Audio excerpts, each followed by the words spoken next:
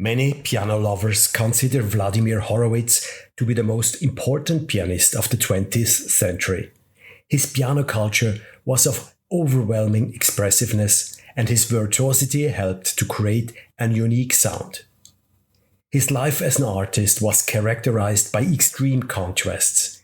Intense phases of worldwide concert activity were juxtaposed with deep personal crisis. Tormented by inner demons, he found his true happiness only at the piano.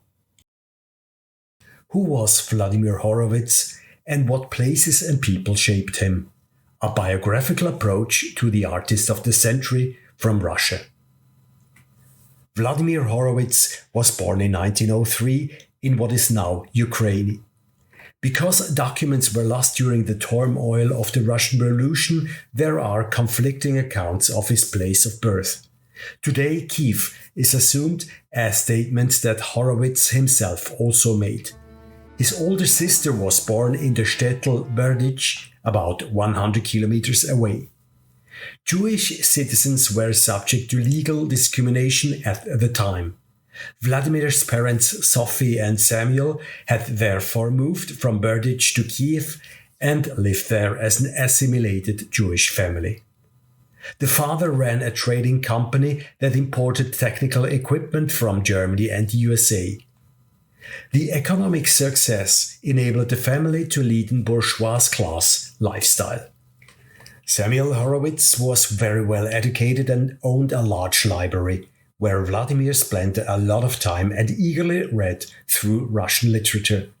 His mother was a talented amateur pianist and gave piano lessons to all four of her children. Little Vladimir adored his mother and loved to be near her when she gave lessons to his older siblings. He started playing the piano himself at the age of 6. One of his first favorite composers was Sergei Rachmaninov, with whom he would develop a deep and long-lasting friendship 20 years later.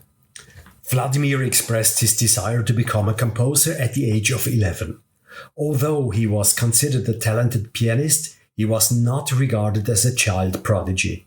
His older sister Regina seems to have surpassed him in talent, and she later became a professor at the Conservatory. His parents decided to send the talented Vladimir to the Kiev Conservatory, just like his sister. During his 8 years at the Conservatory, Vladimir Horowitz had 3 influential main teachers. First, he received lessons from Puchalski. The 9-year-old did not feel comfortable, and due to Puchalski's constant pressure, Vladimir was always tense and did not enjoy playing in front of even a small group. His parents also became increasingly insecure. During this phase, it proved helpful that there was already a professional musician in the family. His uncle Alexander had studied with Scriabin at the Moscow Conservatory. When Scriabin stopped off in Kiev on a concert tour, Alexander organized an audition for the young Vladimir. As Scriabin had a concert in the evening, it was only brief. But it was enough to impress the famous composer, and he advised the parents to continue their son's studies. He said that Vladimir had enormous talent, but he warned it was not enough just to practice scales to become an artist. Scriabin hit on an important point. Horowitz's previous teacher Puchalski and his subsequent teacher Tarnowski were pupils of Leschetizky, whose school placed great emphasis on technique in order to enable brilliance and sound development on the piano. Horowitz became increasingly unhappy with his lessons as he grew older, and for the last few years he switched to Blumenfeld, who came from the Rubinstein tradition. Rubinstein's tonal ideal was the voice of Rubini, the most famous tenor of his time. Horowitz felt inspired by Blumenfeld's teaching approach. What Rubini had been for Rubinstein, the famous Italian baritone Mattia Battistini became for Horowitz. Horowitz wanted to become a singer of the piano.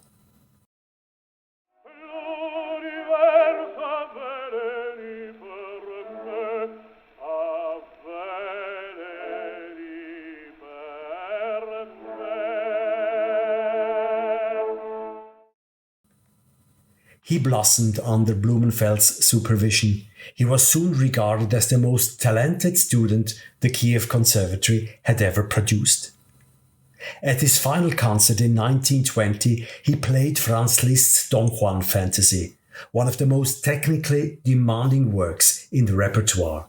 When the last note was played, the jury rose from their seats and applauded, which, as Horowitz was later proud to say, had never happened before in the history of the conservatory.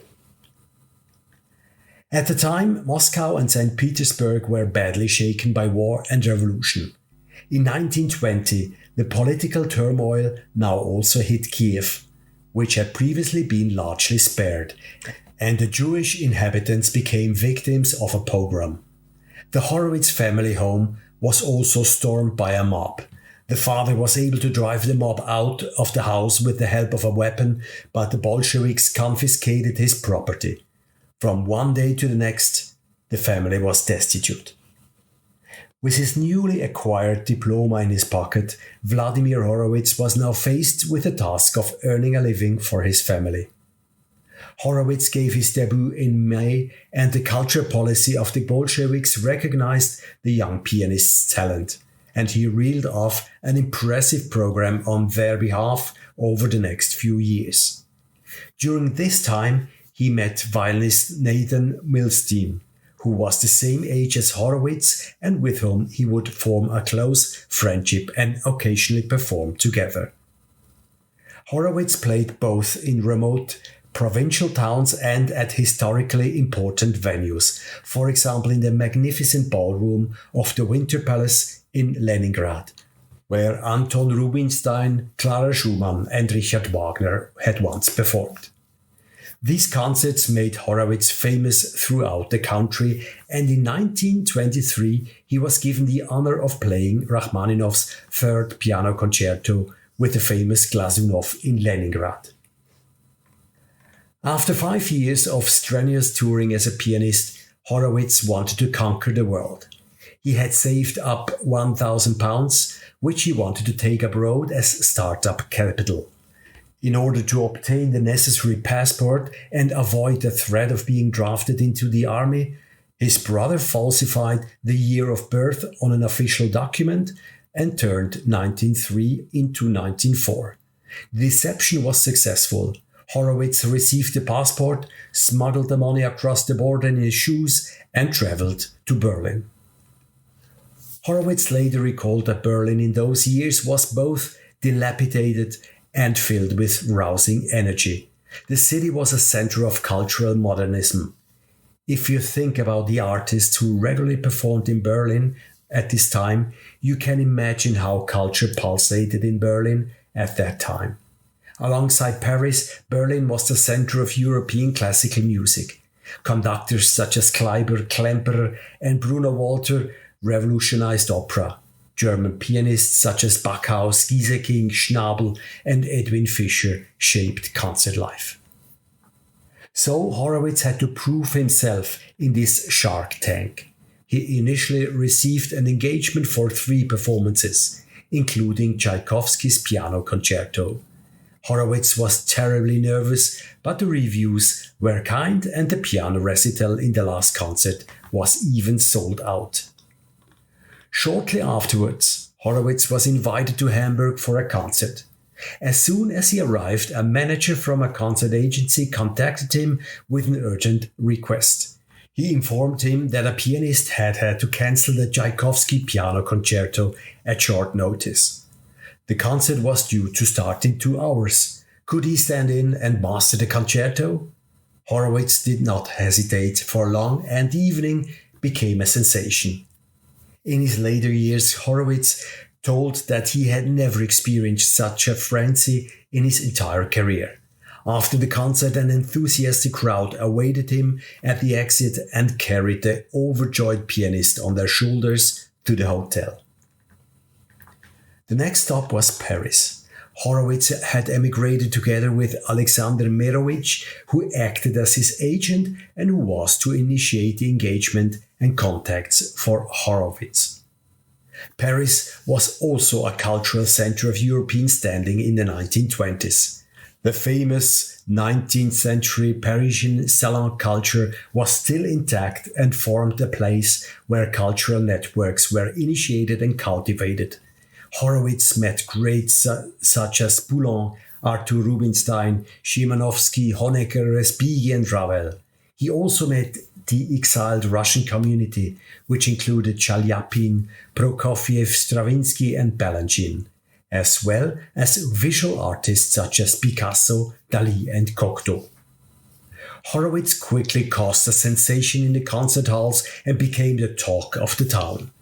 Even Arthur Rubinstein had to acknowledge without envy, "Il a fait trembler Paris." He made Paris tremble. Horowitz's piano playing was innovative, his thunderous octaves unheard of, and his subtle sound enchanted audiences and critics alike. In Paris, it was soon agreed that not since Franz Liszt and Anton Rubinstein had anyone heard comparable piano playing. Horowitz's French was excellent and he quickly felt at home. Together with Merovitch, he settled into a small apartment in Rue Kléber in order to use Paris as a permanent base. However, social life in the salons was expensive. Fortunately, they found an influential patron who helped them secure rewarding engagements, including a performance for the Italian king Victor Emmanuel III in Rome. Horowitz now played all over Europe and, as in Russia, lived the demanding life of a traveling concert artist for several years. The life of a traveling artist had one important advantage. While traveling, Horowitz was able to live out his homosexuality discreetly. In artistic circles, however, his sexual orientation was an open secret.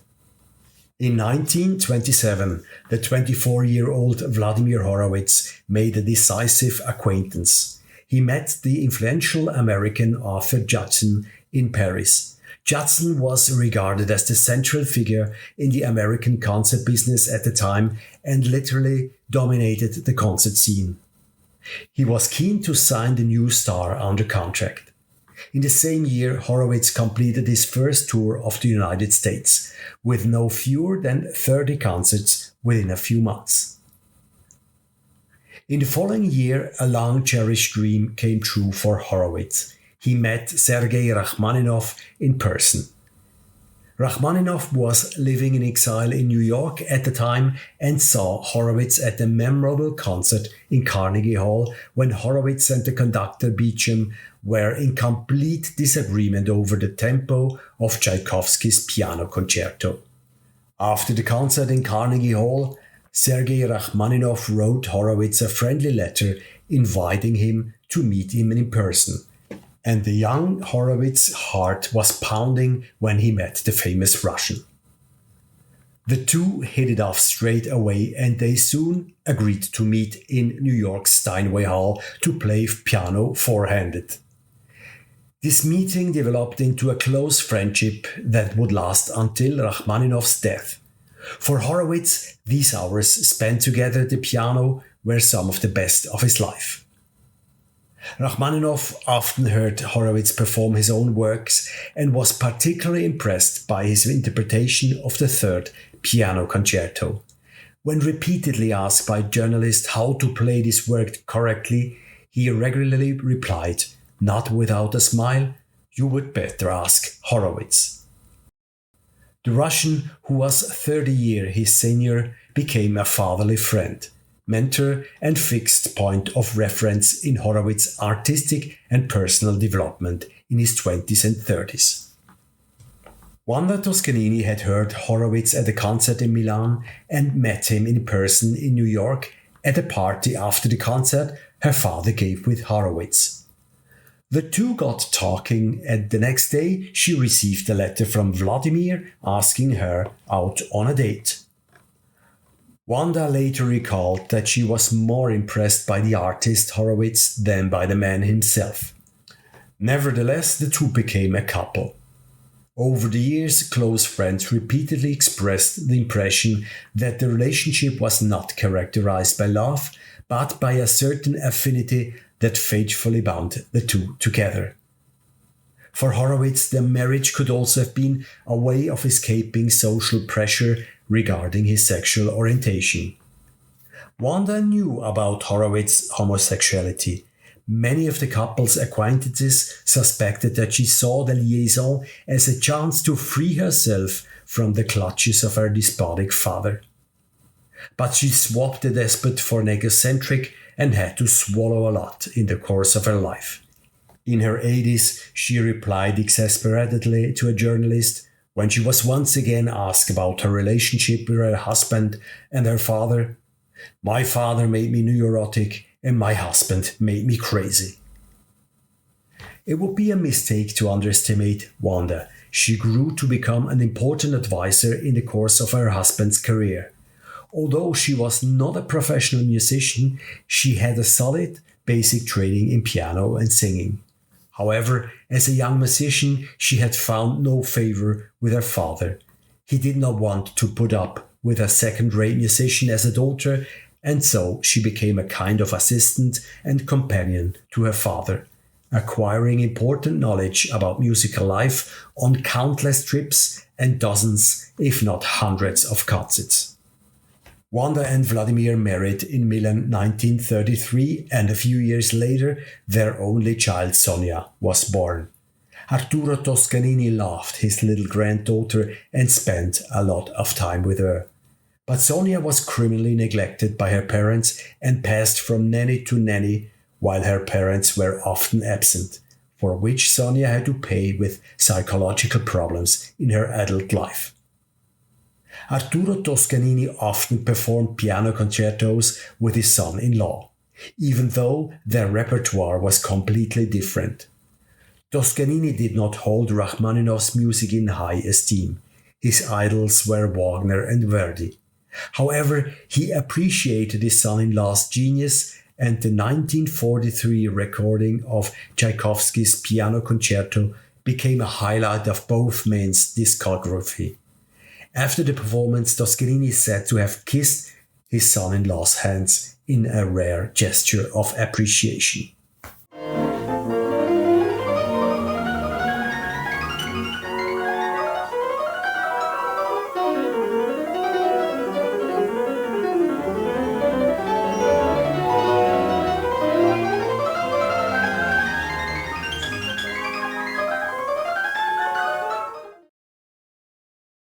After intensive years as a concert pianist, Horowitz fell into a deep depression in 1937, which lasted almost 2 years.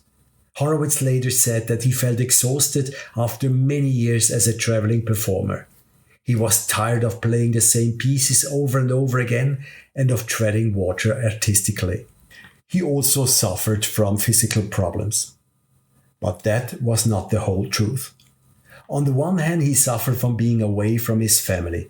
His beloved mother had died a few years earlier without him being able to see her. He didn't feel comfortable in his new family. The despotism of his father-in-law weighed heavily on him, even though he held Arturo Toscanini in high esteem as an artist. Of course, it cannot be ruled out that married life had an effect on the mental state of the homosexual Horowitz, similar to what had happened to Tchaikovsky 50 years earlier. Homosexuality became the demon of his marriage, and he found compensation in a relationship with a young man. He met a young pianist in Switzerland that year. Switzerland was a frequent destination during these years because Rachmaninov had moved there in the meantime, and Horowitz was looking to be close to his friend. Rachmaninov became an important source of support for him during this difficult phase, and playing the piano with 4 hands became a kind of therapy. The new relationship also had a therapeutic effect. The young, handsome Swiss pianist recorded his experiences with Horowitz in a diary. A German language writer came across the notes 50 years later after his death and wrote a captivating novel about this time. Horowitz found a way out of the crisis when he attended a concert by Rudolf Serkin. Horowitz was deeply moved, and he wrote to Wanda, "I saw a true artist play, and I realized that I had sold My Art for Cheap Success. Horowitz visited Sirkin in Basel and decided it was time to perform in public again. With the outbreak of the Second World War looming, Horowitz and Wanda decided to move permanently to the United States. There were 12 intense and artistically successful years ahead of him. He now enriched his repertoire, including playing the world premiere of Samuel Barber's Piano Concerto. His own arrangements and paraphrases gave him particular pleasure. The most famous of these was Stars and Stripes Forever, which he presented for the first time to mark the end of the war.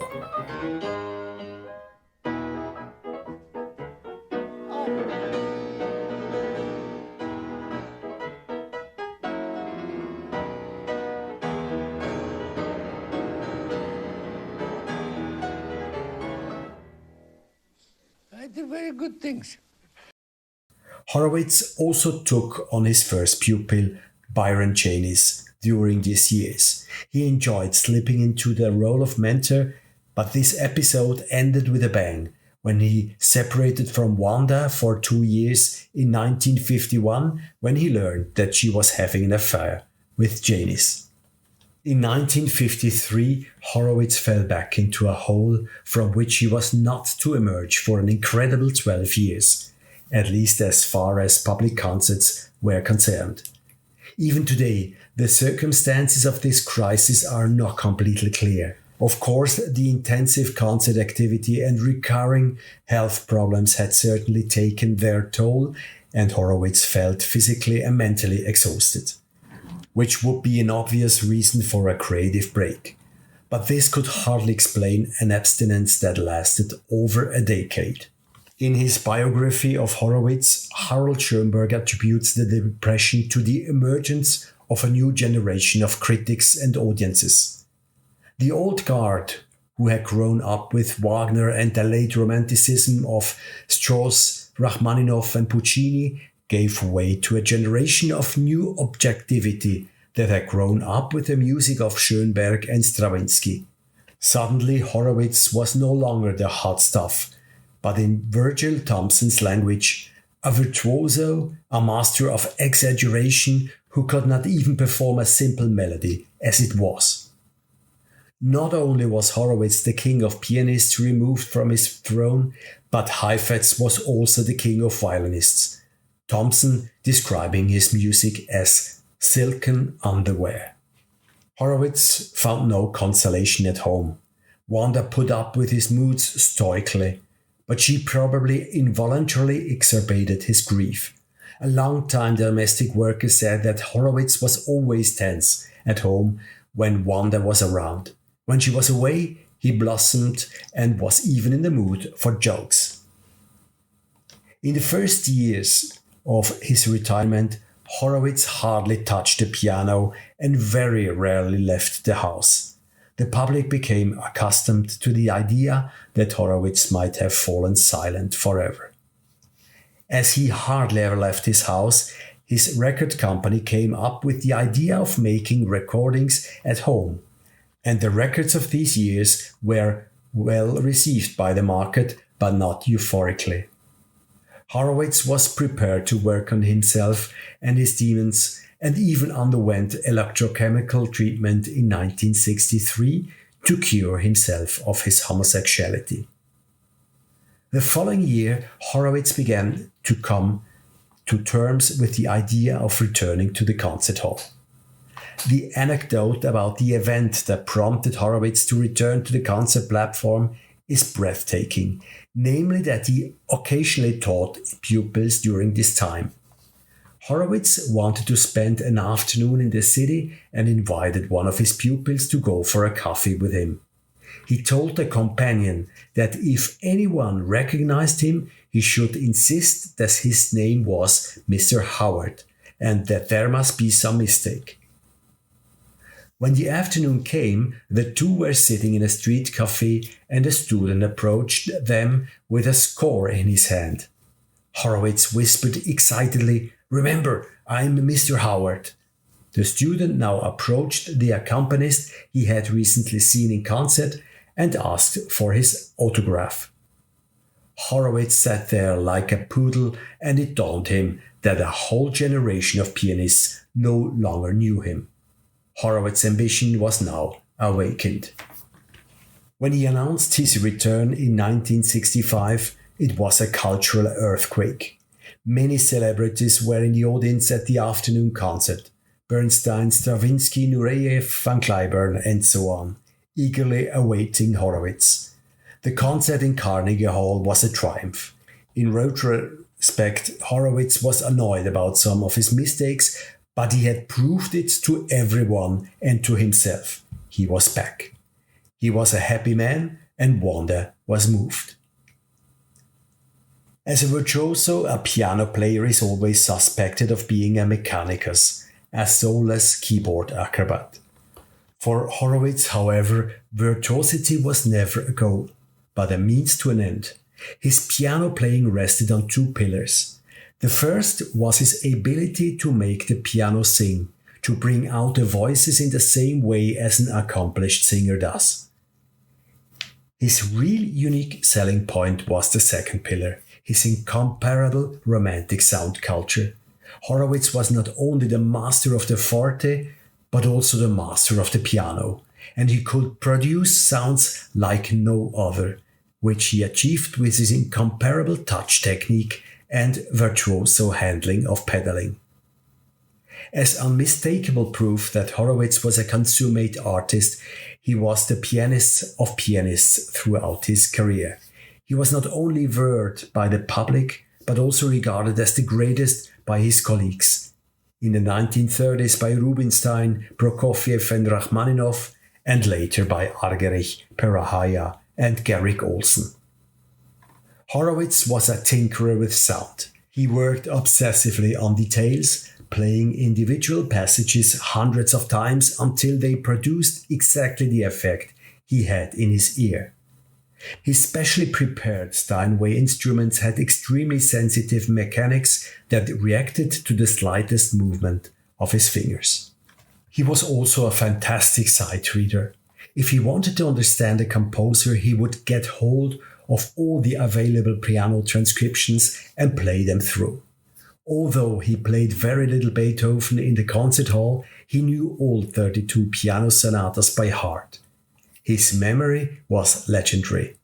He rarely went on piano recitals, but often went to the opera and listened to many records. For example, he could play the entire Ring on the piano by heart. 4 years later, Horowitz fell into a mental slump again. He felt weak and physically fragile. Horowitz reacted with an obsession for health. From then on, his main meal consisted exclusively of steamed fish with rice and peas, which he continued to eat for the rest of his life. Naturally, Wanda had to go along with his fad for the next 20 years. At some point, Horowitz picked himself up and began to give concerts again. The concerts were always very well attended, but record sales fell sharply. When Horowitz gave concerts, every promoter could rely on two things. The first, certainty. The majority of the proceeds went to Vladimir Horowitz. He and Wanda had an almost encyclopedic knowledge of which concert hall in which part of the town offered which economic potential. And the two were shrewd negotiators. He gets more money. You tell me one other solo performer in classical music who gets 80% of the gross, which is what Vladimir Horowitz gets. But I didn't do it my whole life. After 50 years playing, I got this. You get 3 times as much as any other classical performer today, I am told. And you smile when I tell you that because you know it's the truth, and you're proud. I'm not proud, but it's... A second certainty. Horowitz was fastidious down to the smallest detail.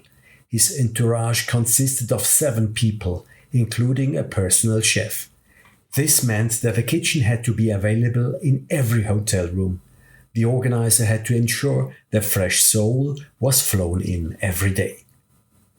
Even though Horowitz limited his concert activities to 30 concerts a year, he got worse year after year. He began to drink and took excessive amounts of antidepressants. His condition was so worrying in 1982 that even Wanda advised him to take a break. Horowitz, however, ignored the warning signs and agreed to a major tour of the USA and Japan. Wanda saw the bad signs and decided for the first time not to accompany Horowitz. She could not and did not want to watch him disintegrate on the open stage. What she feared came true. The tour turned into a fiasco. In Japan, the audience felt cheated by the horrendous ticket prices. One prominent critic in Tokyo summed up the general disappointment bluntly: a broken old man. Even Peter Gelb, who had been Horowitz's manager for several years, had given up all hope. But one day, Horowitz stood in front of him in the best of moods, and Gelb could not believe his eyes. Was this the same person who had been a physical wreck just a few months before? Gelb now had the idea of producing a movie, Horowitz, The Last Romantic. The audience got to know a Horowitz who had lived his life, who no longer had anything to prove, who simply enjoyed making people happy. The documentary hit like a bomb. Many music lovers were enchanted by the autumn of his career and experienced perhaps the most beautiful Horowitz there ever was. Horowitz, the poet.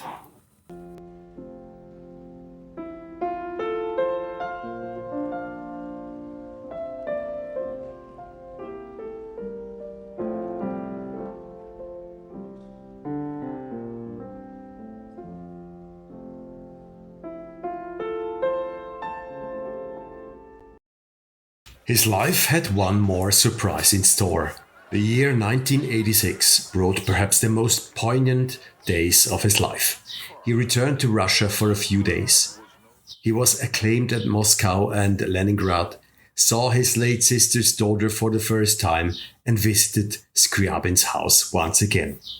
He also returned to Germany after 60 years and gave frenetically acclaimed concerts, and was moved and happy that he had broken his vow never to perform in Germany again. At peace with himself and his demons, Horowitz died 3 years later of a heart attack and was buried in Toscanini's family grave in Milan. Wanda followed him 9 years later.